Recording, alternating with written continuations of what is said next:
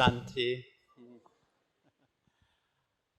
I'm so happy to be here this morning. உங்களை பார்த்ததுல எனக்கு ரொம்ப சந்தோஷம், மகிழ்ச்சி. And it's so lovely to be here on a holiday to meet so many of Baba's family. இன்னைக்கு holiday வேற, இந்த ஹாலிடேயில் உங்களை எல்லாம் பாபா குழந்தைகள் நிறைய பேரை சந்திக்கிறதுலையும் எனக்கு ரொம்ப மகிழ்ச்சி. And I bring lots of love and good wishes from Australia and Malaysia. உங்களுக்காக நான் ஆஸ்திரேலியாவிலிருந்தும் அடுத்து மலேசியாவிலிருந்தும் நான் நிறைய நல் வாழ்த்துக்களை உங்களுக்காக கொண்டு வந்திருக்கிறேன். கைப்பற்றுங்க.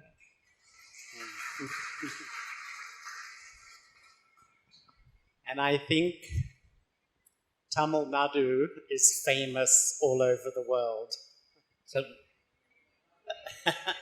சொல்றாரு Tamil Nadu. தமிழ்காரங்க இங்கே மட்டுமில்லை, உலகம் பூராவும் இருக்கிறாங்க. Speak Tamil. ஆஸ்திரேலியாவில் கூட நிறைய தமிழர்கள் இருக்கிறாங்க, நிறைய பிரதர்ஸ் இருக்கிறாங்க.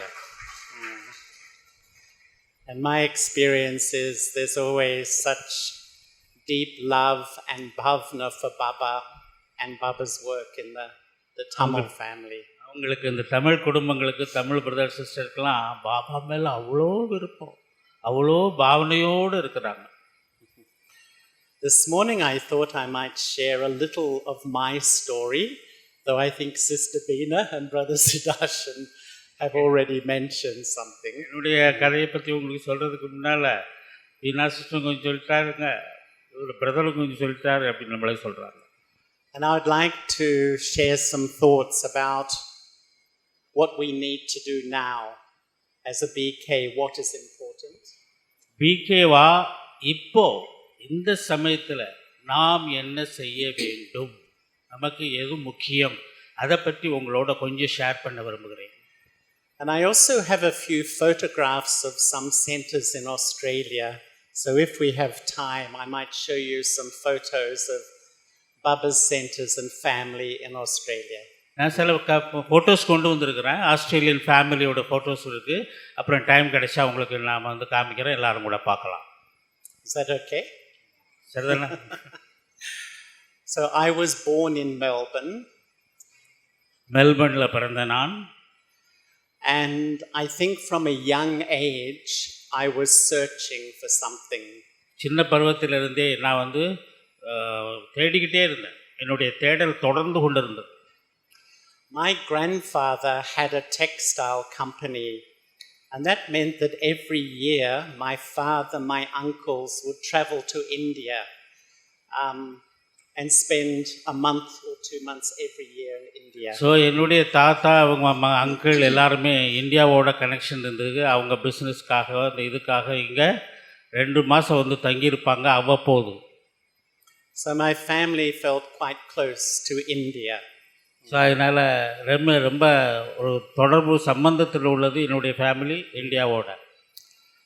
When I was 12 years old, the tradition in a Christian country is to be confirmed in the church. When I was 12 years old. 12 வருஷமாக இருக்கும்போது அவருடைய சர்ச்சில் வந்து அவருக்கு அதுக்குன்னு பேப்டிசம் ஏதோ சொல்லுவாங்க நினைக்கிறேன், அது நடந்தது. In today's Muli, Baba mentioned Christians a lot. அந்த கூட இன்னைக்கு கூட சொன்னார் பாபா, அன்னைக்கு கிறிஸ்டின்ஸ்லாம் நிறைய இருக்கிறாங்க உலகம் பூரா அப்படின்னு மென்ஷன் பண்ணார், ஞாபகம் இருக்காங்க. My family weren't strong Christians. Of course, அவருடைய ஃபேமிலி வந்து கிறிஸ்டின்ஸாக. But I went to these classes at the church where they teach you about Christianity. I went to some classes at the church where they teach about Christianity. So அதனால் இதை பற்றி சொல்லும்போது சர்ச்சுக்கெல்லாம் போய் கொஞ்சம் இதை பற்றி கிளாஸஸ் நடத்துகிறேன் அப்படின்னு சொன்னார். When I finished the classes, my parents asked me, "What have you learned?" என்னுடைய பெற்றோர்கள் அப்போ கேட்டாங்க, அங்கே என்ன நீ கற்றுக்கிட்டியோ? And I told them, "I think I'm an atheist. I don't believe in God." நான் ஒரு வந்து எத்திஸ்ட், அதாவது கடவுள் இல்லைன்னு சொல்லக்கூடியவங்க அப்படின்னு சொன்னார். அவரை பற்றி சொல்லும்போது Why? ஏன் ஏன் because the God that I was taught about was a very judgmental, punishing, authoritarian God, and I couldn't relate to it. I couldn't connect. கடவுளை பற்றி அங்கே நான் கேட்கும்போது அவர் ஒரு பெரிய அத்தாரிட்டியாகவும் ரொம்ப ஒரு ஏதோ ஒரு ரொம்ப அதிகார நிலையில் தோரணையில் இருந்து பேசுகிற மாதிரி ஒரு ஃபீலிங் எனக்கு தான் வந்தது ஒழிய அந்த வைப்ரேஷன் அந்த மாதிரி தான் எனக்கு கிடைச்சிது. அதை இவர் விரும்பலை. I then went to university and I was studying architecture. அப்புறம் படிக்கிறதுக்காக நான் வந்து பல்கலைக்கழகத்தில் யூனிவர்சிட்டியில் போகும்போது ஆர்கிடெக்சர் அதை படித்தேன். But I was really pulled to find truth. உண்மை அறிவதற்காக இன்னும் நான் என்னுடைய தேடல் நிற்கலை, தொடர்ந்து கொண்டிருந்தது. So when I was 20 years old, I traveled right around the world. 20 வயசுலேயே வந்து இதெல்லாம் இந்த தேடலுக்காக உலகத்தின் பல நாடுகளுக்கு போயிருக்கேன். And I went from Australia to Asia, to India, to the Middle East, to Africa, to Europe. ஈயப்பா, ஆஸ்திரேலியாவில் வந்து எங்கெல்லாம் போயிருக்கார் பாருங்க. மிடில் ஈஸ்ட் போயிருக்காரு, ஏசியா போயிருக்கிறாரு, எல்லா பக்கமும் சுற்றிட்டு அப்புறம் லண்டன் போயிருக்காரு. And everywhere I lived in religious communities. Which community? Religious. எல்லா இடத்துக்கும் போன இடங்கள்லாம் அங்கே உள்ள மதவாதிகளோடையே அவர் தொடர்புள்ள இருந்திருக்கிறார். I live with Muslims during Ramadan. Muslims கூட வாழ்ந்திருக்கிறாரு அங்கே அவங்கள பற்றி அறிவதற்காக. I live with Sikhs. சீக்கியர்கள் கூட இருந்திருக்கிறாரு. I live with Taoists, which is like a Chinese religion. ரொம்ப வித்தியாசமான இருக்கக்கூடிய சைனீஸ், அந்த சைனா மதத்தில் இருக்கக்கூடிய அவங்க கூட பழகியிருக்கிறாரு. I came to India and I went to the Dalai Lama and met the Dalai Lama. So இந்தியாவுக்கு வந்தபோது அந்த தலாய் லாமா வந்து அவரை பார்க்கறதுக்காக அங்கேயும் போயிருக்கிறாரு. I went to the Himalayas and lived with some yogis. எப்பா நம்மளே பார்க்கல, ஆனால் ஆஸ்திரேலியாவில் வந்து இவர் மலைக்கெல்லாம் போயிருக்கிறாரு. And I went to the Ganges and dipped my big toe in the Ganges. கங்கையில் போய் மூழ்கி இருக்கிறாரு. Yeah. And I also went to Europe and I lived in a Christian community in Europe. Europe போய் கடைசியில் அங்கேயும் கிறிஸ்டின்ஸோட ரொம்ப டீப்பாக வாழ்ந்து அவங்க எப்படி அதுங்க பற்றி அறிவதற்காக அங்கேயும் போய் கிறிஸ்டியானிட்டியிலும் இருந்திருக்கிறார். I was only 21 years old. As if he was 71. He has roamed all over the world. 21 at the age of 21, 21 வயசில் வந்து இவர் எல்லாம் சுற்றி இருக்கிறாரு. But I settled in London and I had a job in London. கடைசியாக வந்து அவருக்கு வேலை கிடைச்சது லண்டனில், அங்கே settle ஆகிருக்காரு. I was still searching in London. அங்கே கூட அந்த மாதிரி ஒரு தேடல்லே இருந்திருக்கிறார். And I went to a place called the Spiritualist Association of Great Britain. அங்கே போகும்போது அங்கே ஒரு இடத்துக்கு போயிருக்காரு. ஸ்பிரிச்சுவலிஸ்ட் அசோசியேஷன் சொல்லக்கூடிய ஆன்மீக அந்த அசோசியேஷனுக்கு போயிருக்கிறாரு. And there was a notice that Daddy Janki and BK Jayanti would give a talk. அங்கே ஒரு நோட்டீஸ் போர்டில் பார்த்தாரு, அங்கே தாதி ஜானகி அவர்களும் மற்றும் ஜெயந்தி சிஸ்டரும் பேசுகிறாங்க அப்படின்னு சொல்லிட்டு. And I went along and as soon as I saw them both, they looked familiar to me, like I knew them. எனக்கு அங்கே போகும்போது எனக்கு ஒன்றும் வித்தியாசமாகவே தெரியல. அந்த ஹாலுக்குள்ளே அவங்கள பார்க்கும்போது எனக்கு ரொம்ப ஏற்கனவே தெரியும் அப்படிங்கிற மாதிரி ஒரு ஃபீலிங் எனக்கு வந்தது. There were 3 things that were familiar to me. 3 விஷயம் எனக்கு அங்கே கிடைக்கும். The white dress. ஒரு ஒயிட்டாக இருக்கக்கூடிய அந்த அவங்க ஒயிட் ட்ரெஸ்ஸில் இருக்குது. Shiv Baba's form. அவருடைய சிவபாபாவுடைய ஒளி ஜோதி ஸ்வரூபம். And the picture of the tree. அப்புறம் கல்பட்ரி. இந்த 3 விஷயங்கள் அப்போ நிச்சயமாக அங்கே சொல்லியிருப்பாங்க அந்த இதில் கண்காட்சியில். அப்போ இந்த 3 விஷயம் வந்து இவரை அட்ராக்ட் பண்ணியிருக்கு. So Daddy invited me to come to the center to do the course. அந்த கோர்ஸ் எடுப்பதற்காக இவரை இன்வைட் பண்ணியிருக்கிறாங்க தாதி. And Baba's center in London then was the world headquarters, was such a tiny center. The Muli room was the size of this stage. At that time, இப்போ அந்த சமயத்தில் 1975 isn't it brother? It is 1975. 1975ல் international அதாவது foreign centres உடைய head quarters பாருங்கள், இவ்வளோதான் இருந்தது, சின்ன இடத்துல இருந்தது. But in the center, 3 teachers, Daddy Jenki, Sister Sudesh, and Sister Jenti. So very powerful center spiritually. அங்கே இருந்த 3 பேரும் பெரிய ரொம்ப பவர்ஃபுல்லான சிஸ்டர். ஜானகிஜி, அப்புறம் சுதேஷ் அவங்க, அடுத்தது ஜெயந்தி சிஸ்டர். இந்த 3 பேரும் அங்கே இருந்தாங்க. And Sudesh Didi gave me the course, and I think I was her first course in English. So அங்கே இங்கிலீஷில் கேட்ட முதல் கோர்ஸ் நான் தான் கேட்ட போல் தெரியுதாங்க. எனக்கு அப்படி தான் இதாச்சு. சுதேஷி சிஸ்டர் இருக்கிறாங்க, அவங்க கோர்ஸ் எடுத்தாங்க எனக்கு. And then Daddy would come and give drishti when we. அப்புறம் வந்து தாதி வந்து எனக்கு திருஷ்டி கொடுப்பாங்க. அவங்க கோர்ஸ் எடுப்பாங்க, முடிஞ்ச உடனே தாதி வந்து திருஷ்டி கொடுப்பாங்க. And I think immediately the knowledge made sense to me. The knowledge made sense, yes. அப்புறம் கொஞ்சம் கொஞ்சமாக கேட்க கேட்க ஞானம் வந்து அப்படியே ரொம்ப புத்திசாலி ஆக்கிச்சு. But a few weeks after I started, I was meditating and I felt like the ocean of love came into me and I felt completely loved by Baba. அப்புறம் கொஞ்ச நாள் கோர்ஸுக்காக கேட்க கேட்க எனக்கு வந்து அந்த பாபாவுடைய அன்பு கடலாக இருக்கக்கூடிய பாபாவோட இருந்து எனக்கு அந்த அன்பு மழையில் நான் நினைகிற போல் அந்த ஃபீலிங் எனக்கு கிடைச்சிது. And I felt inside, I've come home to where I belong. எங்கே நான் சேர்ந்தவனோ, யாரை சேர்ந்தவனோ அவர்கிட்டயே நான் வந்துட்டேன். அவர் கை தட்டுங்க. And after 2 months, Daddy Jenki invited me to go to Madhaban to meet Baba. 3 மாசத்துல மவுண்ட் அபுக்கு வாங்கன்னு தாதி கூப்பிட்டாங்க இவரை, பாபாவை மீட் பண்ணுறதுக்காக. I think she thought, get them to Madhaban before they run away somewhere.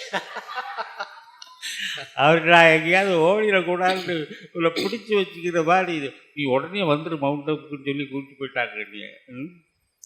My first meeting was in the history hall in Pandav Bhavan. முதல் meeting history hall இருக்குல்ல, அங்கே தான் முதல்ல பாபாவை மீட் பண்ணேன். And the double foreign season was three of us. 3 பேர் தான் இருந்தாங்க அப்போ ஃபாரினர்ஸ் அந்த டைமில். And Baba spoke a Muli, and then we were called up to sit in front of Baba to meet Baba. முரளிக்கு அப்புறம் எங்கள் 3 பேரையும் கூப்பிட்டாங்க, தாதி பாபாவுக்கு முன்னால் உட்கார வச்சாங்க. And as you know, Baba meets with drishti. Baba gave long drishti. Baba பார்க்கும்போது ரொம்ப நெடிய ஒரு பார்வை தந்தார், நீளமா ரொம்ப பவர்ஃபுல்லான ஒரு பார்வை கொடுத்தார் Baba. And I had the experience that it was like Baba's drishti was like a laser beam that went in deep into the soul and scanned the whole part of the soul. But Baba's drishti fell on the original me, the pure me, the deity soul. And it was like he massaged that to the surface and introduced me to who I really was. பாருங்க, என்ன அழகான wonderful experience. பாபாவுடைய இது வந்து அந்த laser beam உள்ளே போய் அப்படி கம்ப்ளீட்டாக நான் என்னுடைய ஆத்மா வந்து ஸ்கேன் பண்ண மாதிரி, என்னுடைய ப்ளஸ் மைனஸ் எல்லாம் எனக்கு தெரிஞ்சு அந்த மாதிரி ஒரு எனக்கு கொடுத்துட்டு, அப்புறம் நான் யாருங்கிறத பாபா அந்த ஒரு திருஷ்டியிலே என்ன புரிய வைத்தார், உணர வைத்தார். And that night, I think something changed in me. My self-respect changed. I felt Baba gave me a gift of my self-respect. என்னுடைய சுய மரியாதைக்கு ஒரு பெரிய ஒரு ஊந்துதல் கிடைச்சா போல அன்னைக்கு நைட்டில் எனக்கு அற்புதமான ஒரு அனுபவம் கிடைச்சி. Then Baba asked me 2 questions. 2 கேள்வி கேட்டார் Baba. Remember, I was 2 months in Gyan. 2 மாசத்துல தான் வந்து அவர் முன்னால் உட்கார்ந்துக்கிறார், 2 கேள்வி கேட்குறார். So Baba said, do you have one Shiv Baba and none other?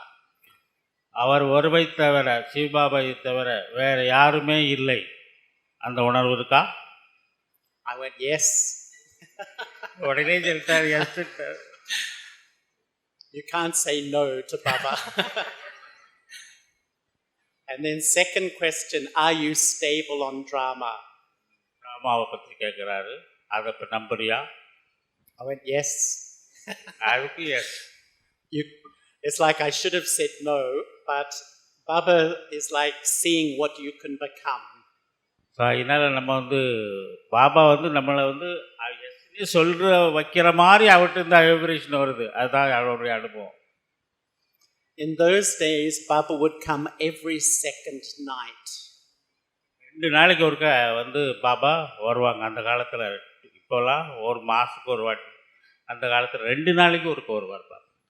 I think I met Baba 15 times while I was there. It was a wonderful year because Daddy, wherever she went in England, she would take us.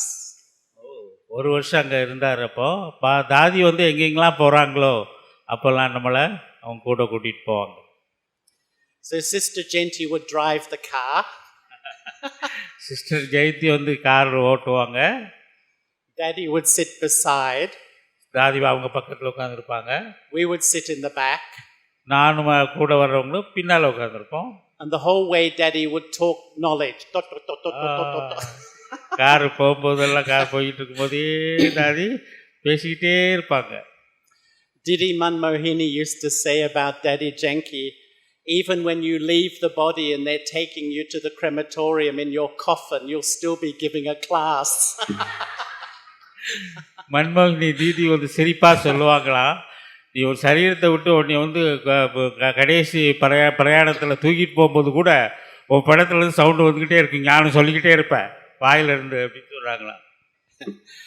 But actually, once Daddy Gulzar in 1976, Daddy Gulzar toured every center outside India. 76 Gulzar தாதி வந்து Overseas கண்ட்ரீஸில் இருக்கக்கூடிய எல்லா பிரான்ச்சுக்கும் ஒரு சின்ன round போயிட்டு வந்துட்டு இருந்தாங்க. And when she was in London, there was a brother there who was the most senior brother who had a heart problem and he couldn't go to Madhaban to meet Baba. So he said to Daddy, Daddy, can Baba come and meet me in London? So ஒரு brother London senior most இருந்தார். அவருக்கு வந்து heart attack மாதிரி வர்ற மாதிரி heart problem இருந்தது. அப்போ வந்து பாபா வந்து லண்டனுக்கு வரணும், இப்போ தாதி போகிறாங்க, அதை வச்சுட்டு அவர் பாபாவே லண்டனுக்கு வந்த மாதிரி அப்படின்னு சொன்னார். But all of us know that in the Sakar Muli, what does Baba says he only comes in Bharat. Excuse me?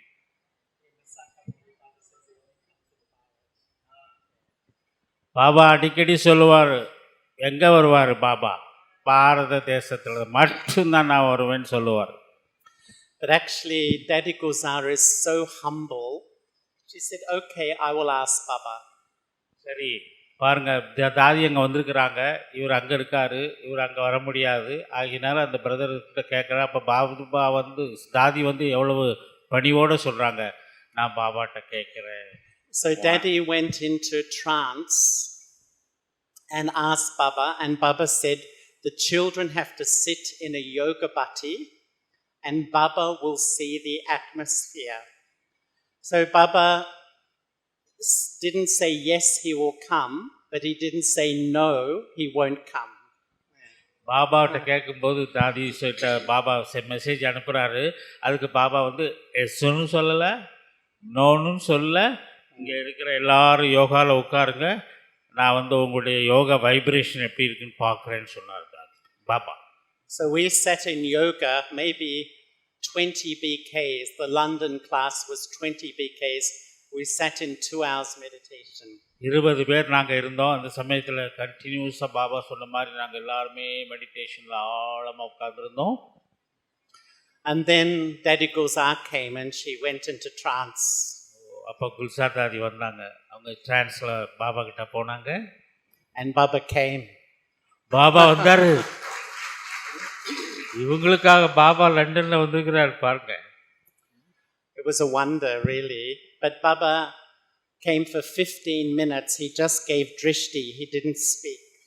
ஆனால் அவர் பேசலை. 15 நிமிஷம் அற்புதமான ஒரு திருஷ்டி கொடுத்து அவங்களை எல்லா சக்தி வாய்ந்தவர்களாக ஆக்கியிருக்கிறார். But what I learned was that really, if you're a true, pure-hearted child of Baba, really, God becomes the most obedient servant. And this brother was so happy. You can't believe how happy he was. So நீங்கள் மனசில் ஒன்றும் இல்லாமல் மிக தெளிவாக சுத்தமான உள்ளத்தோடு நீங்கள் பாபாவை நினைக்கும் போது பாபா ஆஸ் ஒபீடியன்ட் சர்வன்ட் அவருக்கு கீழ்ப்படிதல் உள்ள ஒரு வேலைக்காரராக நமக்கு உதவி செய்கிறார் அப்படின்னு பார்க்கும்போது அந்த பிரதர் அவருக்கு அங்கே போக முடியலன்னு சொன்னார். அந்த ஹார்ட் பேஷண்ட் அவருக்கு ரொம்ப சந்தோஷமாச்சு, எனக்காக பாபா வந்தார். A few months later he left the body. அதுக்கு ஒரு சில மாதங்களுக்கு பிறகு அவர் சரீரத்தையே விட்டுட்டார். And once in 1980, Didi Manmohini went to New York. அதுக்கப்புறம் 1980 தீதி நியூயார்க்கு போனாங்க, மன்மோகினி தீதி. Can I ask who met Didi Manmohini? யாரெல்லாம் தீதியை பார்த்துருக்கீங்க? கை தூக்க முடியுமா? தீதியை பார்த்தவங்க பழைய, ஏன்னா 1983 அவங்க she left the body. அதுக்கு முன்னால் யார் இருக்கீங்க? Very Didi was wonderful. தீதி அற்புதமான ஒரு character, super. But on the way back from New York, I stopped in Madhaban. அப்போ அவங்க போயிருக்கும்போது, அவங்க நியூயார்க்கில் போயிருக்கும்போது நான் அங்கே மதுபனில் இருந்தேன். And there was a meeting of all the senior sisters from around India. So எல்லா இடத்துலேருந்து இந்தியாவின் பல பாகத்திலிருந்து வரக்கூடிய சீனியர் மோஸ்ட் சகோதரிகளுடைய ஒரு கூட்டம் அப்பொழுது நடைபெற்றது. And they'd come to meet, but Baba hadn't, there wasn't a scheduled meeting for Baba to come and meet them. So அதனால் எல்லாரும் உட்கார்ந்துருக்காங்க, பாபா அவங்கள மீட் பண்ணணும் அப்படிங்கிறதுக்காக, அந்த ஒரு இன்வோக் பண்ணுறதுக்காக அப்படி எல்லாருமே அந்த பாபா நினைவில் இருந்திருக்கிறாங்க. But one morning, Daddy Ji was reading the Moli, Daddy Prakashmani, and she'd read a few lines and say, look, all of Baba's special children are here, Baba should come and meet you.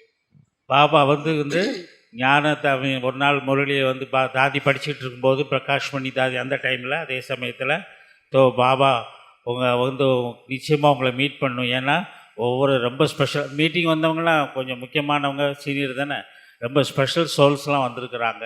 So அப்போ Baba meet பண்ணணும். At the end of the Moli, Daddy Ji said, Guza, come, go to Baba. This is like 8 o'clock in the morning. 8 மணிக்கு class முடிஞ்ச உடனே குல்சார் தாதி முன்னால் உட்காந்துக்கிறாங்க. அவங்க மேடைக்கு கூப்பிட்டு, பாபா மேலே போய் பாபாட்ட கேளு, என்னமோ அடுத்த வீட்டில் இருக்கிற பாட்டு, பாபாட்ட போய் கேட்டு. So Daddy Guza went to Baba and Baba came. பாருங்க, அந்த பாபா உடனே மேலே போய் மீட் பண்ண உடனே இந்த ஸ்பெஷல் சோல், அதனால பாபா வந்தார். And Baba said, I haven't come to speak the Moli, I've come to fulfill the love of the children. நான் முரளியை கேட்க வரல, ஆனால் குழந்தைகளுடைய அன்பு நினைவை பூர்த்தி செய்கிறதுக்காக நான் வந்தேன். And then each one of the daddies, each one came and they lay across Avyak Bapdada's lap. Each one. எல்லாரும் அந்த சமயத்தில் மூத்த தாதிமார்கள் எல்லாமே பாபாவுடைய மடியில் போய் அப்படி போஸ் பார்த்துருப்பீங்களே, தலையை வச்சுட்டு அப்படி உட்காடுறாங்க. And Baba held their face.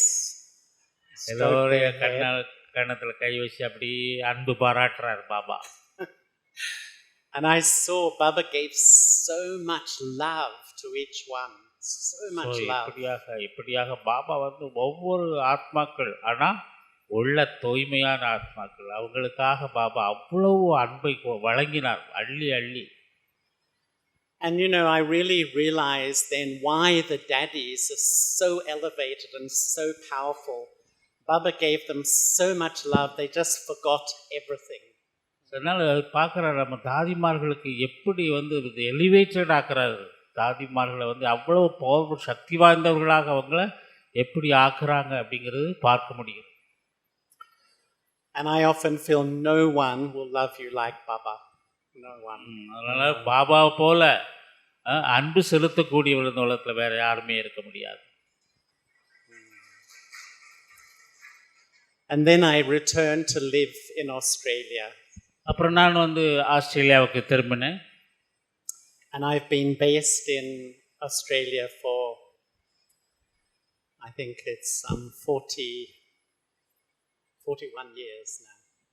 41 ஆண்டுகள் ஆஸ்திரேலிய பாபா எனக்கு இடம் கொடுத்து அங்கேயே சேவை பண்ணுறதுக்கான ஒரு நல் வாய்ப்பினை அளித்திருக்கிறார் Baba.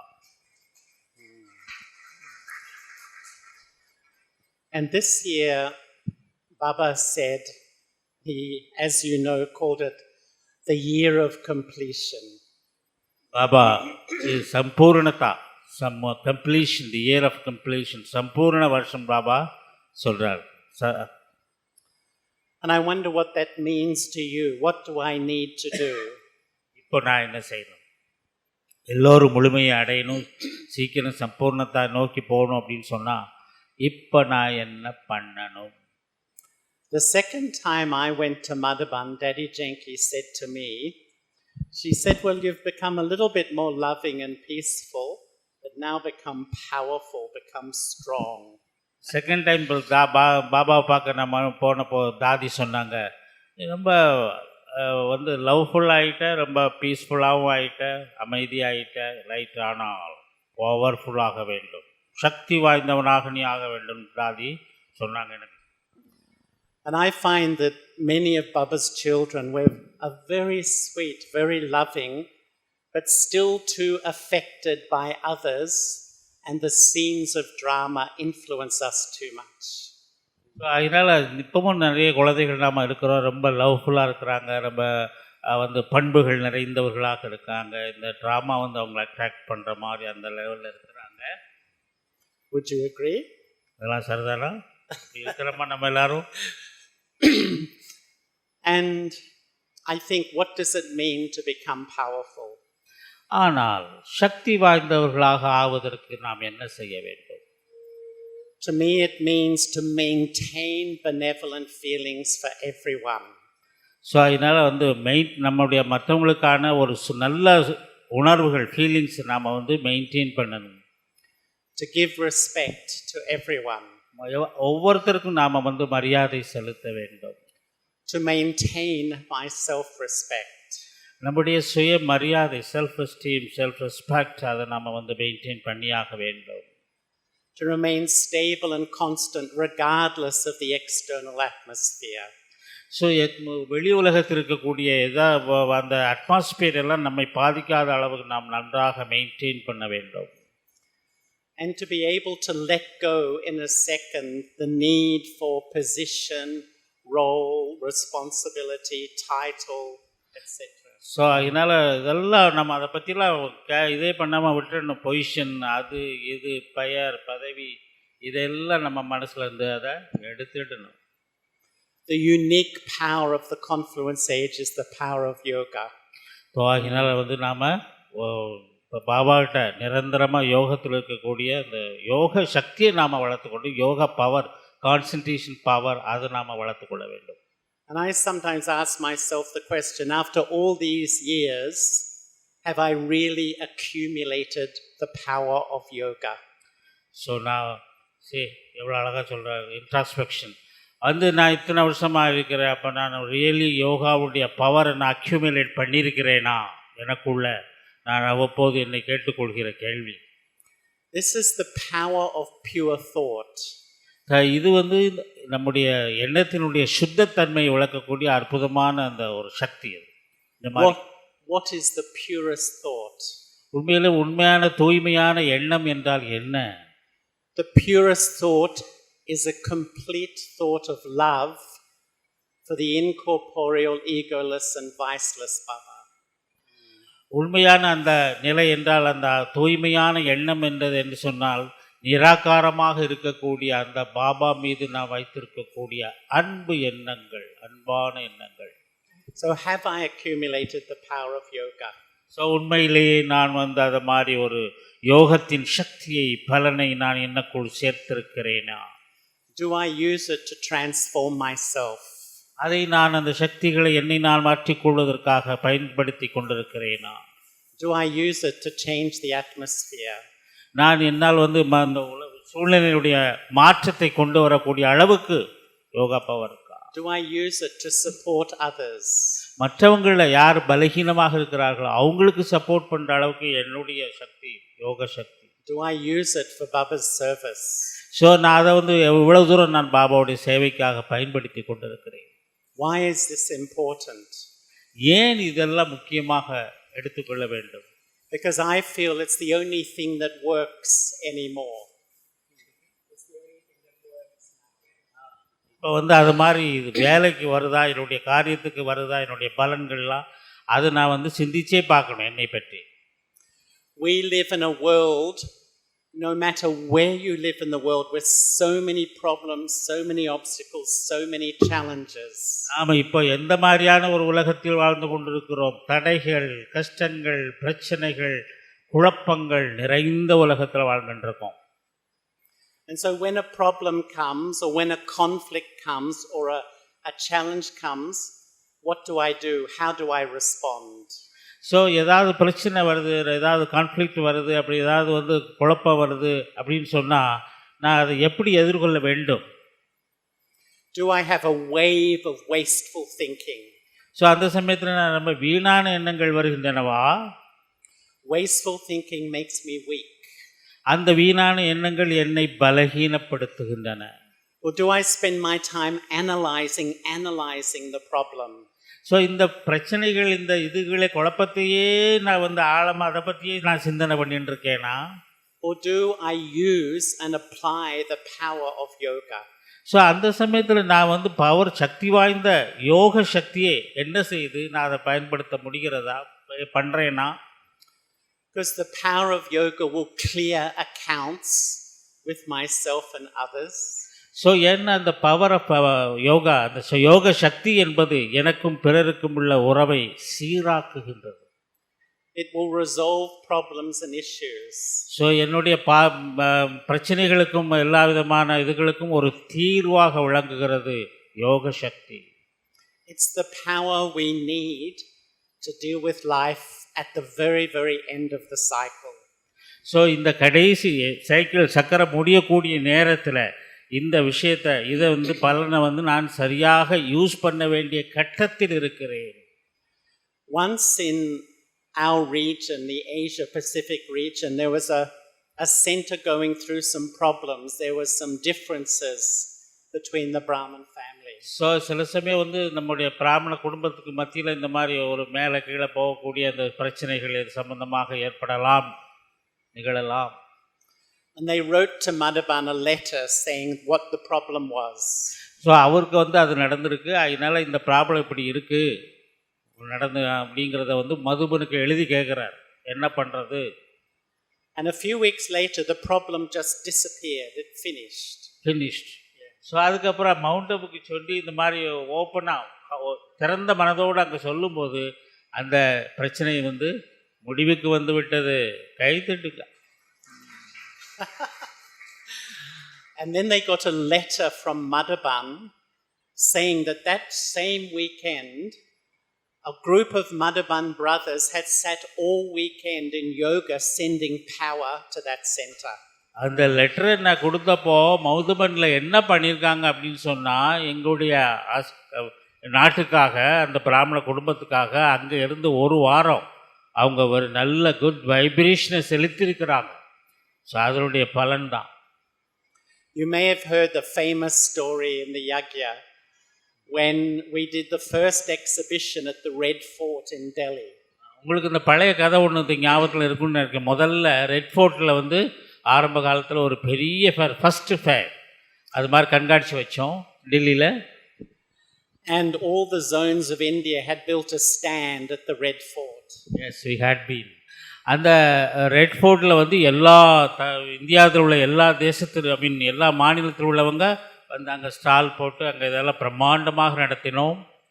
And the night before the exhibition was to open, Indira Gandhi's office rang and said, the president of Russia is coming. You have to take down your exhibition because we want a parade. அந்த சமயத்தில் இந்திரா காந்தி இந்திய நாட்டின் பிரதமராக இருந்தார். அப்போ ரஷ்யாவினுடைய பிரதமர் அங்கே வராரு, பிரசிடென்ட் வராரு. ஆகையினால இந்த கிரவுண்டை காலி பண்ணுங்க, கவர்மெண்ட்லேருந்து உத்தரவு வருது. இங்கே எல்லாம் பண்ணி எல்லாம் வச்சுக்கிறோம், அவ்வளோ. So Daddy Prakashmani got on the telephone. She rang all the main centers in India, and her instruction: stay up all night in yoga, giving power. Dadiji Prakashmaniji India முழுவதும் செய்தி அனுப்புகிறாங்க, இந்த மாதிரி ஒரு சின்ன ப்ராப்ளம் வந்திருக்கு, ஆகினால் எல்லாரும் யோகத்தில் உட்காருங்க, பாபாட்ட சொல்லுங்க, யோகத்தில் உட்காருங்க. The next morning, Indira Gandhi's office rang and said, "Don't worry, we've got a different plan." அடுத்த நாள் காலையிலே அங்கேருந்து வருது, கவலைப்படாதுங்க, பிரச்சனை இல்லை, நாங்கள் வேறு இடம் பார்த்துக்கிறோம், நீங்கள் கண்டினியூ பண்ணுங்க. You know, in this world, at the end of Kali Yuga, so many problems. The power of yoga is the power that enables Baba's task to go forward. So அதனால் கடைசி நேரத்தில் இந்த உலகத்தினுடைய கடைசி நேரத்தில் நாம் நிற்கிறோம். இப்போ நமக்கு உதவியாக வரக்கூடியது பாபாவுடைய யோகா பவர் மட்டும்தான் நம்ம எடுத்து சொல்லும். And I think Baba's children have to ask our heart some questions. இந்த சமயத்தில் நாம் நம்முடைய இதயத்தில் ஒரு சில கேள்விகளை நமக்கு நாம் எழுப்பிக் கொள்ள வேண்டும். First question: who is powerful in my life? யார் என்னுடைய வாழ்க்கையில் பவர்ஃபுல்லாக இருப்பது? Is it the opinions of others? இது மற்றவங்களுடைய ஒரு கணிப்பா என்னை பற்றி, அதுதான் பவர்ஃபுல்லாக இருக்கா? They can be very influential. அது நம்மளை ரொம்ப மெதுவாக அந்த தாக்கம் மிக பாதிப்பு அதிகமாக இருக்கும். பொதுவாக Is it my own emotions? உண்மையிலே என்னுடைய ஃபீலிங்ஸ், என்னுடைய எமோஷன்ஸ் ரொம்ப பவர்ஃபுல்லாக இருக்கா? Is it my karmic story? என்னுடைய கணக்கு, கர்மத்தினுடைய கணக்கு ரொம்ப பவர்ஃபுல்லாக இருக்கா? பாருங்கள் எத்தனை கேள்வி. Is it situations? அல்லது நான் இப்போ வாழ்ந்து கொண்டிருக்கக்கூடிய எனக்கு ஏற்படுகின்ற சூழ்நிலைகளா? Or is it Baba? அப்போ Is it Baba? அல்லது எல்லாவற்றிற்கு மேலாக இருக்கக்கூடிய பாபாவா? யார் பவர்ஃபுல், யார் சக்தி வாய்ந்தவர்கள்? We say Baba. But when a situation happens, does my mind begin to spin with too much thinking? ஏதாவது பிரச்சனை வரும்போது நம்ம மைண்ட் அப்படியே சுற்றுது. Because if it does, it means really the external world is still more powerful than my connection with Baba. So ஆனால் என்னன்னு நடக்கிற உண்மை என்ன சொன்னால், என்னுடைய பாபாவுக்கும் எனக்கு இருக்கக்கூடிய யோகா நிலையை விட, சக்தியை விட, வெளி உலகத்தினுடைய பிரபாவத்தின் சக்தி அதிகமாக இருக்கிறது. What I practice is to sit in Amrit Vela with a plain intellect. என்னுடைய ப்ராக்டிஸ் என்னன்னா, நான் என்ன பண்ணுறேன்னா, அமிர்த வேளையில் நிர்மலமான வார்த்தை, நல்ல வார்த்தை, நிர்மலமான ஒரு மனதோடு, பிளைனான ஒரு மனதோடு பாபாவோடு பேச வேண்டும். Sometimes I think we sit in meditation and we're thinking, this one said this one's doing this is happening, that's happening. I'm busy in my own thinking. So சில சமயம் நான் என்ன பண்ணுறோம், துரதிருஷ்டவசமாக பாபாவுக்கு முன்னால் உட்காந்துக்கிட்டு, அவர் அப்படி சொன்னார், இவர் இப்படி சொன்னார், சூழ்நிலையை பாப்பாட்ட வந்த பிறகு கூட இவ்வளோ பிரச்சனை வந்துக்கிட்டு இருக்கு, இதை பற்றியே சிந்தனை பண்ணிக்கிட்டு இருக்கிறோம். So Baba comes to say, "Good morning, child," and he sees me thinking, and he says, "Oh, you're busy, I'll go to the next child." Baba பார்க்குறாரு, குழந்தைய பார்த்து குட் மார்னிங் சொல்லிட்டு போகலாம் அப்படின்னு வந்தா, இது இப்படியெல்லாம் சுற்றிக்கிட்டு உட்காந்துருக்கு பைட்டில். சரி, நீ சுற்றிக்கிட்டே இரு, நான் அடுத்த குழந்தைய பார்க்க போகிறேன்னு போயிடுவார். We are so self-absorbed in my family, my problems, my children, and really, do I really take power from Baba? So அதனால் இந்த மாதிரி நான் ஃபேமிலி பிரச்சனைகள், எனது சொந்த பிரச்சனைகள், அந்த பிரச்சனை இதெல்லாம் சுழட்டிக்கிட்டு இருந்தால் பாபாவுக்கு முன்னால் உட்காந்து நான் எப்போ பாபாட்ட இருந்து பவரை வாங்கிறது? We love Baba, we have faith in Baba, but have I accumulated that spiritual power to resolve problems? So அதனால் நமக்கு அன்பு இருக்குது, ஸ்நேகம் இருக்குது, பாபா மேலே நம்பிக்கை இருக்குது. ஆனால் அவர்கிட்ட ப்ராப்ளம்களை, பிரச்சனைகளுக்கு தீர்வு காணுகின்ற அளவு யோகா பவரை நாம் அக்யூமுலேட் பண்ணுறோமா பாபாட்ட? Once Baba was meeting Daddy Nirmala Shanta, his Calcutta. ஒரு தடவை நிர்மல் சாந்தா தாதியை வந்து பாபா மீட் பண்ணுறாங்க. And Baba gave her drishti, and then Baba asked her, "You're busy, aren't you?" நீங்கள் வந்து அவங்க திருஷ்டி கொடுத்துட்டு கேட்குறாங்க, ரொம்ப busy, you are so busy. Baba said, "You're busy, aren't you?" So நீங்கள் ரொம்ப பிஸியாக இருக்கிறீங்க அப்படின்னு. She said, "Yes." எஸ், அவங்க சொல்லிட்டாங்க எஸ், நாங்கள் பிஸியாக இருக்கீங்க. And then Baba said, "You're very busy, aren't you?" And she said, "Yes." ரொம்ப பிஸியாக இருக்கீங்களா? அவங்க தலையாடினாங்க. And then Baba said a beautiful thing, many drops make an ocean. Many drops make an ocean. வா, அப்படி இந்த மாதிரி ரொம்ப சின்ன சின்ன துளிகளாக சேர்ந்து பெரிய ஒரு கடலையை உருவாக்கக்கூடும். And what Baba meant, drops of remembrance make an ocean of remembrance. ஆகினால நம்முடைய ஒவ்வொரு நினைவுன்னு சொல்லக்கூடிய அந்த துளிகள் ஒரு பெரிய கடலையை, சமுத்திரத்தை உருவாக்கலாம். And so Baba told her, when you finish a meeting and you walk down the hall, remember Baba. இந்த மீட்டிங்கை முடிச்சிட்டு வெளியில் போகும்போது அப்போ பாபாவை மீட் பண்ணுங்க. When you go to get your water, remember Baba. ஏதாவது தண்ணி எடுக்க போகிறீங்க அப்படி இப்படின்னு ஏதாவது சின்ன வேலைகள் இருந்தாலும் பாபா ரிமெம்பர் பண்ணுங்க, நினைவு செய்யுங்க. Actually, all those drops of time, if I go to Baba, I accumulate the power of yoga. இந்த மாதிரி ஒவ்வொரு கணத்திலும் ஒவ்வொரு க்ஷணத்திலும் பாபாவை கொஞ்சம் கொஞ்சமாக நினைக்க அது ஒரு பாபாவுடைய ஒரு பெரிய பவராக மாறிக்கொண்டே சேர்ந்து கொண்டே இருக்கும். But I think what we do when we leave a meeting or a situation, we begin to think about it, we begin to process. And I think to make a habit, when my mind is free, go to Baba, you build the power of yoga into your life. So ஆனால் பொதுவாக நாம் என்ன பண்ணுறோம், எங்கள் meeting போயிட்டு மற்றவங்க இது விஷயம் போயிட்டு அந்த ப்ராப்ளம் அந்த விஷயத்தை தான் நம்ம திங்க் பண்ணிக்கிட்டே இருக்கிறோம். ஆனால் அந்த நேரத்தை பாபாவோடு நீங்கள் சந்திப்பதற்கான குறிப்பிட்ட சின்ன நேரமாக இருந்தால் கூட பரவாயில்ல, பண்ண என்னாகும், யோகா பவர் என்பது உங்களிடம் சேர்ந்து கொண்டே இருக்கும். And after a while, as Baba says, it becomes a habit that when you're free, you go to Baba. So அதுக்கப்புறம் அதுவே ஒரு பழக்கமாக மாறிவிடும். எப்போ நீங்கள் ஃப்ரீயாக இருக்கிறீங்களோ அப்போ தன்னாக்கில் உங்கள் நினைவு பாபாட்ட போகும். The second question is, what fills me with power and what drains me of power? அடுத்த செகண்ட் கொஸ்டின்ஸ் என்னன்னு கேட்டிங்கன்னா, இந்த பவரை, ஆன்மீக சக்தியை, யோக சக்தியை என்னுள் எது நிரப்புகிறது, இன்னொன்று எது காலி செய்கிறது. Once Baba said, you people sit in yoga, 2 hours yoga, have a yoga bhatti, you fill with power. When the yoga bhatti finishes, you open your mouth and all the power drains out your mouth. யோகத்தில் உட்காந்துக்கிறீங்க, யோக பக்தியில் உட்காந்துக்கிறீங்க, அப்படி நிறைய சக்தியை சேர்க்குறீங்க. இந்த பட்டி முடிஞ்ச உடனே வாயை திறக்கிறீங்களா, போதும், அப்படியே உங்கள் சக்தி எல்லாம் காலி ஆகுது. So we're a little bit innocent. We fill with power, drain of power, fill with power, drain of power. Baba wants us to accumulate spiritual power. So அதனால் என்ன பண்ணுறோம், அவ்வப்போது நம்ம சேர்க்குறோம், அவ்வப்போது அதை இழக்கிறோம். அதனால் ஆனால் பாபா என்ன சொல்கிறாரு, நீங்கள் சேமித்து கொண்டே இருக்க வேண்டும். There's a deep relationship between power and waste.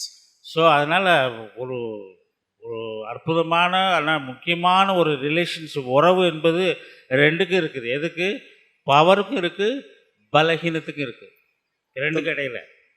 The more waste, the less power. நிறைய வேஸ்ட் ஆகுதுன்னு சொன்னால் சக்தி குறைஞ்சிக்கிட்டே இருக்கும். So the more I think waste, I speak wasteful things. I love Baba, I have faith in Baba, but I don't feel I'm progressing spiritually. எனக்கு பாபா மேலே அன்பு இருக்குது, எல்லாம் இருக்குது, நம்பிக்கை இருக்குது. ஆனாலும் நான் வீணான எண்ணங்களை எண்ணும் போது அது வீணான பேச்சுகளாக வாயிலிருந்து வெளிவருகிறது. அப்போ நான் என்னை நான் இழந்து விடுகிறேன். உள்ளுக்குள்ள ஒரு காலியான உணர்வு வருது, சேமிப்பதில்லை. I think we have to be knowledgeful and honest with ourselves that waste thinking drains me of all my happiness and my strength. So அதனால் நம்ம எல்லாருமே ரொம்ப நாலேஜ்ஃபுல், ஞானம் எல்லாத்துக்கும் இருக்குது. 3 மாதம் ஒழுங்காக கேட்டாலே போதும், எல்லாருக்கும் ஞானம் இருக்குது. அதனால் ரொம்ப ஹானஸ்ட்டாக நேர்மையாக சிந்தித்து பார்க்குறோம். நம்ம வந்து அவ்வளோ தூரம் வேஸ்டெல்லாம் பண்ணி பார்க்கும்போது வேஸ்ட்டாக வந்து நம்ம அதை பற்றி மீண்டும் மீண்டும் நினைக்கும் போது என்ன ஆகுது, நம்முடைய ஹாப்பினஸ் மகிழ்ச்சியை இழந்து அங்கே நிற்கிறோம். No matter how someone behaves, if I have waste about their behavior, it's my problem. That's my weakness. So அதனால் வந்து இந்த வீக்னஸ்ங்கிறது என்னுடைய பலகீனம் என்ன, நாம் வந்து மற்றவங்களை பற்றி சிந்திக்கிறதோ பிறரை பற்றி சிந்திப்பதோ அது என்னுடைய பலகீனமாக மாறுகிறது. I think, to be open, this is the weakness of the family, that when someone says something not right or behaves not right, we feel justified to have waste and negative thought. But what happens to my stage? My stage goes down. இப்போ என்னுடைய ஃபேமிலியில் யாரோ அப்படி பேசுகிறாரு, அவர் இப்படி செய்கிறாரு அப்படின்னு சொன்னால் அவரை பற்றி வீணான பலகீனமான எண்ணங்களை நான் அதை சிந்திக்கும் போது என்ன ஆகுது, என்னுடைய ஸ்திதி என்ன ஆகுது, அப்படியே டவுன் ஆகி போகுது. I'm very attentive, no matter how people behave, that I shouldn't absorb it into my mind and influence me.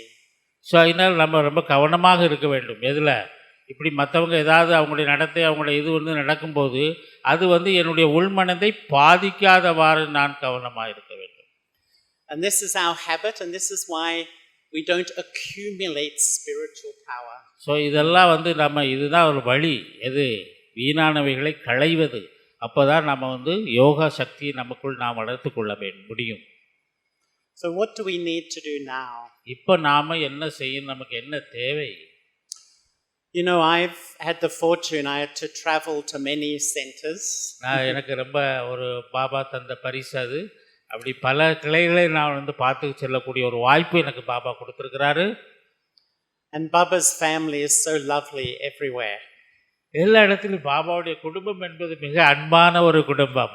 Beautiful. அழகான குடும்பம். I was just in South America, and I was in Colombia, Peru, and Chile. And I think if you saw the family there, you'd be so proud of them. So அந்த மாதிரி south அமெரிக்காவில் உள்ள இந்த பெரு அப்படின்னு சொல்ல சில நாடுகள், அப்புறம் what else? Which country? Chile. Chile. அப்புறம் 3 you told, no? Chile is Chile. சிலின்னு ஒரு தமிழ் சிலி நாடுன்னு சொல்லுவாங்க. அங்கெல்லாம் வந்து ரொம்ப அற்புதமான ஒரு சூழ்நிலை நிலவுகிறது. But what I'm observing, that if we're not accurate in my Brahman life with proper Amrit Vela, proper study, proper traffic control, evening meditation, we begin to absorb the vibrations of the world.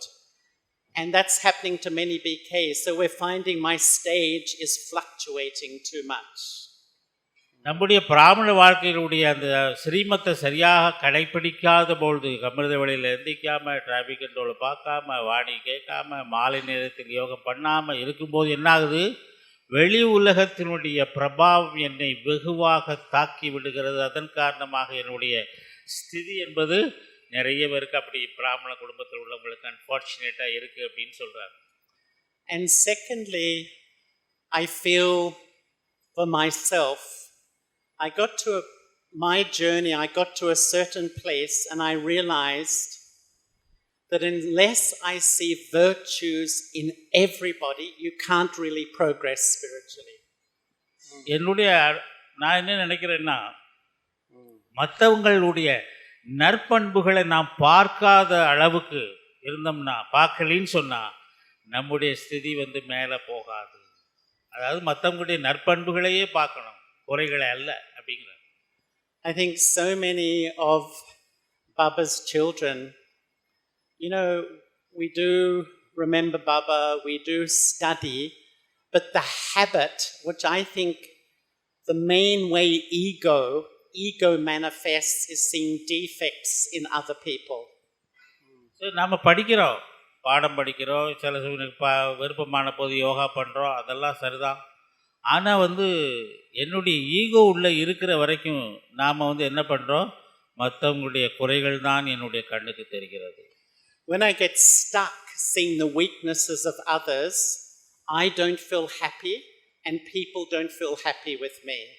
நான் இப்படி மற்றவங்களுடைய குறையை மட்டுமே பார்த்து அதை பற்றியே பேசிக்கிட்டு இருந்தா எனக்கு எங்கே உள்ளுக்குள்ள மகிழ்ச்சி இருக்கும்? மற்றவங்களும் என்னை எப்படி மகிழ்ச்சியாக பார்ப்பாங்க? No. Daddy Janki once told us that when they lived in the yagya with Baba for 14 years, do you imagine 300 living together?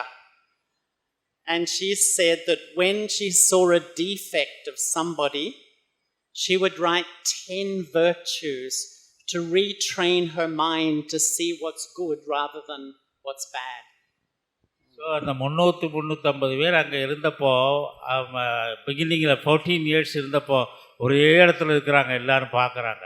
அப்படி இருக்கும்போது தாதி அவங்களுடைய அனுபவத்தை சொல்கிறாங்க, யாருடைய குறையாவது எனக்கு கண்ணில் தெரியும் போது என்ன அருமையான அப்ரோச் பாருங்க, அவங்கள பற்றி 10 நல்ல குணங்கள் எழுதுவேன். ஸோ தட் அந்த கெட்ட குணத்தை அதை எலிமினேட் பண்ணுறதுக்காக இது நல்ல குணங்களை எழுதி அதை மறைப்பேன், அதை நீக்குவேன் என் மனசில் இருந்து, அந்த தீய குணத்தை மற்றவங்க மீது இருக்கக்கூடியது. இது நல்ல தீவிரமான ஆழமான புருஷார்த்தம். I've done the same thing. நான் கூட அதை ஃபாலோ பண்ணுறேன்.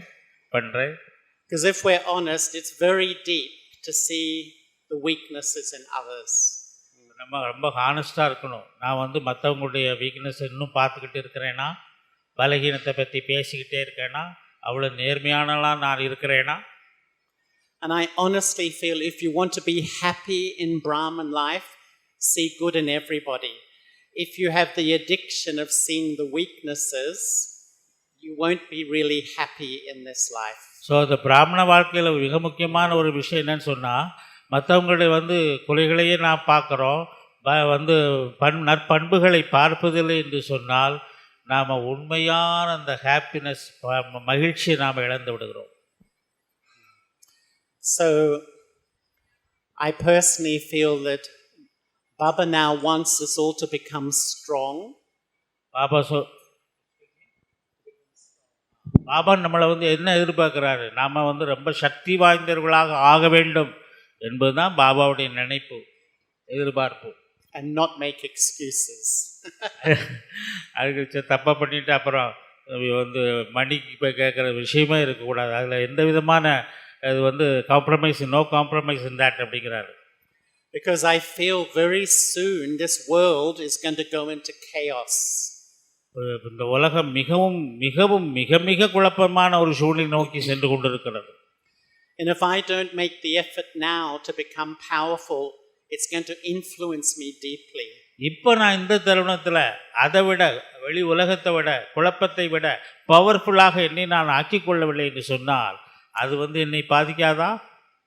You know, the World Health Organization says anxiety is rising everywhere in the world so fast. World health, உலக ஆரோக்கிய அந்த நிறுவனம் இருக்க, அது என்ன சொல்லுதுன்னா, மக்களுடைய அந்த ஆன்சைட்டி, கவலை, பயம், வெறுப்பு, கோபம், இந்த மாதிரி ஒரு எதிர்மறையான விஷயங்கள்லாம் அப்படியே போயிட்டு இந்த கிராஃப் மேல் நோக்கி அப்படின்னு சொல்கிறாரு. Anxiety is fear of the future. So அந்த ஒரு ஆதாங்கம், அந்த ஒரு எதிர்காலத்தை பற்றிய ஒரு பயம் இருந்துகிட்டே இருக்கு எல்லா மக்களுக்கும். Why? Because Baba tells us the whole part is in the memory track, the whole part is in the soul, and the human souls are picking up that the near future is one of complete chaos and upheaval. So that's creating anxiety now.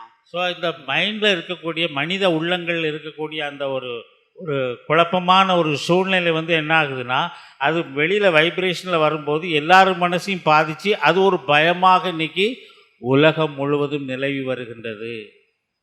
What is our part? நம்முடைய part என்ன? இதில் நம்ம என்ன பண்ணணும்? பங்கு என்ன? Our part is to become angels and serve the world. இப்போ நம்முடைய பாகம், நாம் ஏஞ்சல்களாக மாறி உலகை நாம் காப்பாற்ற வேண்டும், பாதுகாக்க வேண்டும். Am I ready? ரெடியா? தயாரா? Everyone ready? Wow. Okay. I wanted to show you some pictures from the centers in Australia. You have a few minutes? Yes. Just a few minutes.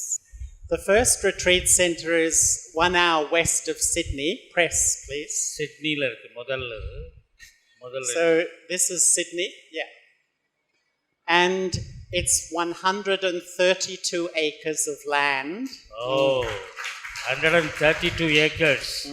சிட்னியில் இருக்கக்கூடிய அந்த ரெட்ரீட் சென்டருடைய அளவு. It has 22 buildings on the property. 22 building அதுக்குள்ள இருக்கு. And we have all sorts of animals there. மிருகங்கள் கூட அது அந்த மரங்களுக்கு இடையில இருக்கு. Kangaroos. Yeah, they're on the property. Oh, அதெல்லாம் it's property. Yeah. Right. Yeah. அதுக்குள்ள இருக்கு. அந்த இடத்துக்குள்ளே இருக்கு. It's actually UNESCO has made the area a World Heritage Area. World Heritage Area-வா அதை வந்து அங்கீகாரம் பண்ணியிருக்கு UNO. So this is the dining room from the outside. We have a dining room for about 100 people. Press, please. 100 people உட்கார்ற மாதிரி ஒரு சாப்பிடுற இடம். And this is a cottage that was built about 100 years ago in an old European style. அந்த 100 வருஷத்துக்கு முன்னால் கட்டப்பட்ட அந்த ஐரோப்பியன் ஸ்டைலில் வந்து அவங்க கட்டியிருக்கக்கூடிய தங்குமிடம். And we have two parts. We have a part at the top, and then you drive 1 kilometer, and a part at the bottom. And this is the road down. மேலே ஒரு பாகம் இருக்கு, அதுக்குள்ளேயே கீழ் மேலே இருக்கு. இது இறக்கமாகவும் இருக்கு. அதில் ரோடு, அந்த இறக்கத்தை நோக்கி போகிற ரோடு தான் இப்போ பார்த்தோம். You can see nature is everywhere. எங்கே பாருங்க, அப்படியே இயற்கை நடனமாடி கொண்டிருக்கிறது. மரங்கள், செடிகள், கொடிகள். Outside the dining room once again. Outside அந்த வெளியில டைனிங் ரூமுக்கு வெளியில. So up here is some of the Brahmins that help at the retreat center. It's a little hard to see, but in there is inside the dining room. இவங்க வந்து அங்க இருக்க பாபா குழந்தைகள் help பண்றாங்க அந்த அங்க நடக்கக்கூடிய சேவைக்கு. Every weekend we do maybe 2 retreats every weekend of the year. ஒவ்வொரு வீக்கெண்ட் பாருங்க, ஒவ்வொரு வார கடைசியிலும் 2 நிகழ்ச்சிகள் இந்த மாதிரி ரிட்ரீட் நிகழ்ச்சி நடத்துறாங்க. And this is like a group. We have a group who comes and we do all different types of retreats, but these were medical professional people. இது பாருங்க, இந்த மாதிரி மெடிக்கல் தொழிலில் இருக்கக்கூடிய மருத்துவ நிபுணர்கள் கலந்து கொண்ட ஒரு ரெட்ரீட் பாருங்க. So press, thank you. And here's inside the stone cottage. This was a group of youth. There's quite a large youth group there, and this is, I think, was a Hindi. We do retreats in Tamil. We do retreats in Hindi. We do retreats in English. We've done them in Russian, Polish, Chinese, so many languages. அங்க Tamil, Hindi, English எல்லா மொழியிலும் வந்து அங்க retreat நடக்குது. This is also, I think, this youth retreat. And you can see this is Sister Gopi. She's from London, and we get many visitors. So this is Gopi. அவங்க வந்து லண்டன்ல இருந்து வந்திருக்காங்க, ரெட்ரீட் நடத்திட்டு இருக்காங்க. When we found this property, Daddy Prakashmani was in Australia.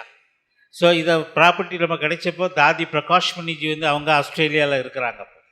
And we had a yoga bati inside this stone cottage.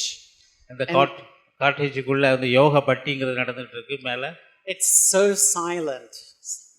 So silent. Daddy ji, when she finished, she spoke in a whisper. She spoke very softly and she said, "This is the real Shantivan.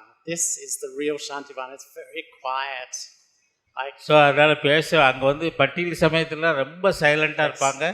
ஒருத்தர் ரொம்ப மெதுவாக தான் பேசிக்குவாங்க. அந்த மாதிரி ஒரு vibration அங்கே ரொம்ப அற்புதமாக இருக்கும். And on Baba's property we have 2 little creeks like rivers. அதுக்குள்ளே பாருங்க, குட்டி ரிவர் வேற இருக்கு, குட்டி ஃபால்ஸ் வேற இருக்கு. Water falls, very nice, very beautiful. Now, go back. And we have pure drinking water. We have spring water, so that pure water we get spring from the ஊற்று, நீர் ஊற்று வேற எங்க இருந்து வருது இல்ல, அங்கேயே ஊறி வரக்கூடிய தண்ணீர். That's inside the dining room, and you have a big kitchen through here. We grow our own herbs and vegetables, and this couple, they're a couple They look after the gardens at the retreat center. மேலே வந்து dining room இருக்குது, அப்புறம் வந்து அங்கே kitchen இருக்குது, கீழே வந்து மூலிகைகள், காய்கறிகள் இதெல்லாம் கூட நாங்கள் வளர்க்குறோம். And this is just some retreats and preparing vegetables. Press, we can continue. எல்லாம் அப்படி பட்டியில் அப்படி வாக்கிங்கில் இருக்கிறாங்க, கிச்சனில் தயார் பண்ணுறாங்க உணவு. This is the reception building, and all of you can see is Baba's property, right up to the top mountain. It's all Baba's property. கடைசியில் தெரியுது, அது வரைக்கும் பாபாவுடைய சொத்து தானா, அங்கே வரைக்கும் பாருங்க. ரிசப்ஷன் இப்போ பார்த்தது ரிசப்ஷன் ஏரியா அங்கேருந்து. The second retreat center is south of Sydney near the water. And if you want to press, so you drive, it's very close to the ocean. பாருங்க, அடுத்த சென்டர் வந்து கடலுக்கு ரொம்ப அருகாமையில் இருக்கக்கூடியது, கடற்கரை ஓரத்தில் இருக்கு.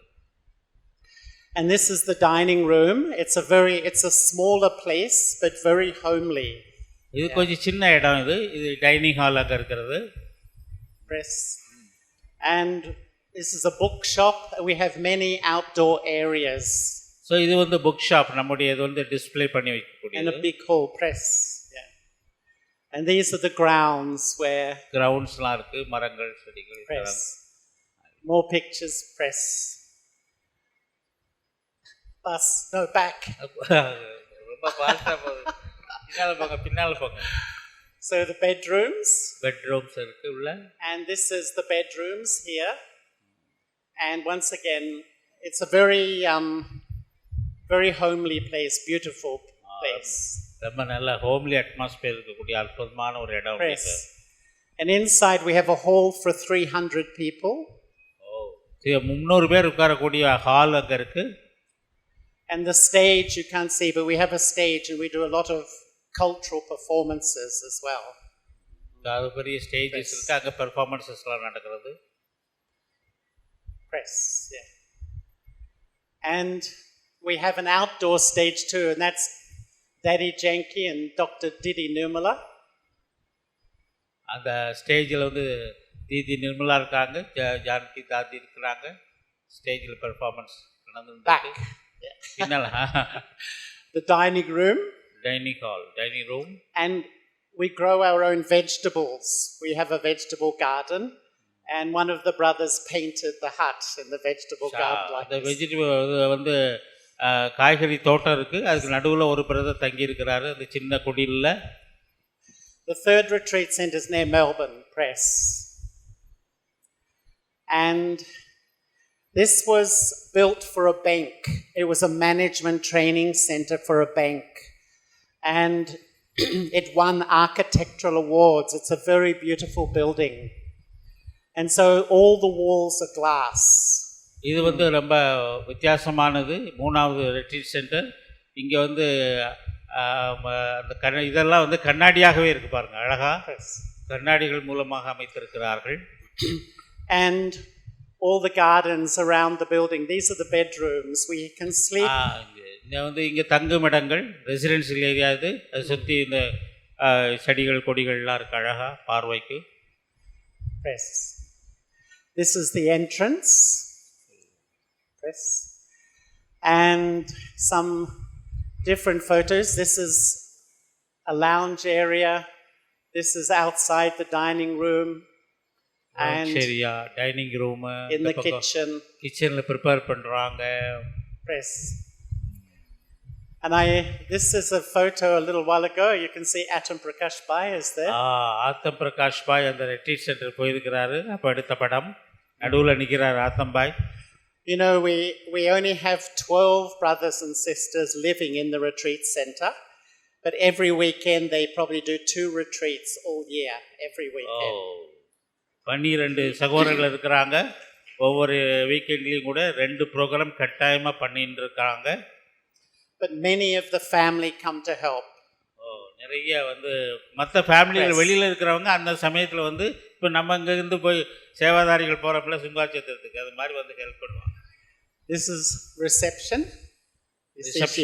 She has some wings. We have an angel on reception. ஏஞ்சலை ப்ராக்டிக்கலாகவே வச்சுட்டாங்க, 2 ரெக்கையை கொடுத்து அவங்க தான். This sister, she looks after the dining room. She's 80 years old and O very active. 80 வருஷத்தில் இருக்கிறாங்க இந்த டைனிங் ரூமில். இந்த அம்மா உட்காருங்க, வயசு 80 ஆகுதான், இன்னும் ஆக்டிவாக இருக்கிறாங்க. Yeah. Yes. And as you can see, this is outside. It's 25 acres of land. 25. இங்கே வந்து 25 ஏக்கர், இந்த இதில் 25 ஏக்கர்ஸ் இருக்கு. And it has, beautiful gardens and a walkway through the bush. This is the dining room, and dining room. through there is the kitchen. அதுக்கு உள்ள இருக்கிறது பின்னால் kitchen.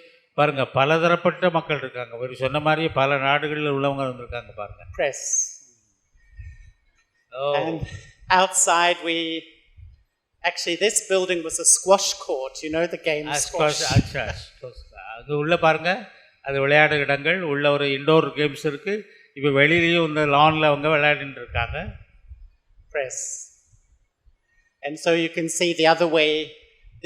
Sometimes on the retreats they go for walks in silence in the bushland.